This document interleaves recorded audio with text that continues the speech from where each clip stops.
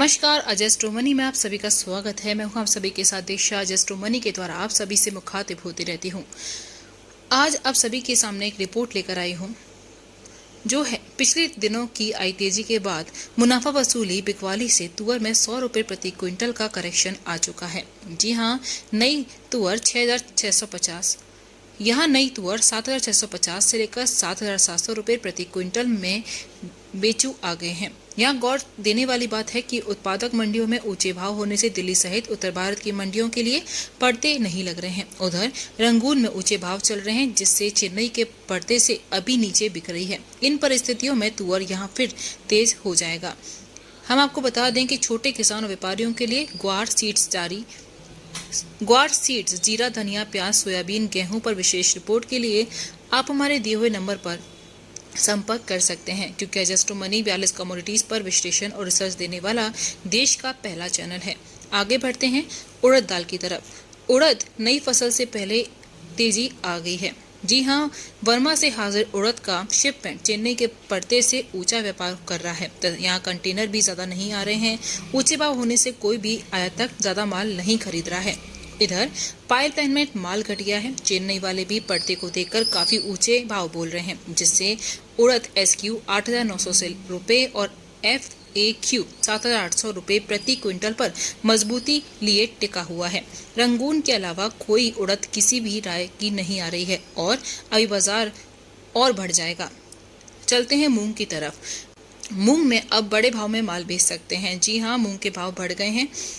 मूंग का स्टॉक बहुत ज्यादा नहीं है। यूपी, बिहार, झारखंड का माल उत्पादक मंडियों से इस बार माल कम आ रहा है। पाइपलाइन में माल की कमी होने से ज्यादा मंदे की गुंजाइश नहीं है। पिछले 10 दिनों में 500 रुपए प्रति क्विंटल की तेजी के साथ 100-150 का करेक्शन आया है, लेकिन जड़ में मंदा नहीं है। वर्तमान भाव पर व्यापार मूंग का करते रहना चाहिए। विदेशों से कोई मूंग आने वाली नहीं है और राजस्थान की मूंग अक्टूबर में आएगी। व्यापार लाभदायक रहेगा। अब बात करते हैं मसूर की। यहाँ ऊंचे भाव में ग्राहकी नहीं होगी। मसूर की बिल्टी 7,025 से लेकर 7,050 रुपए बोल रहे हैं, जबकि कनाडा का माल 6,900 रुपए का बिक रहा है।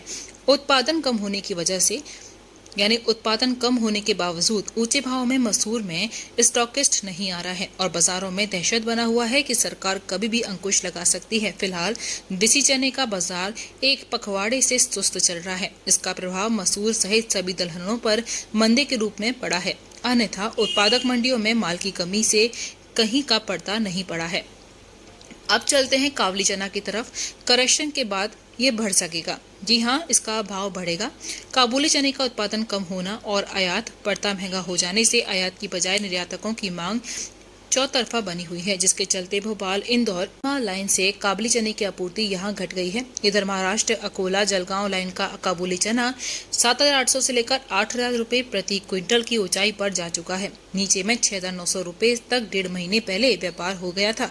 आगे हाजिर माल की कमी को देखकर महाराष्ट्र काबुली चना 9,000 रुपए बन जाने की संभावना है।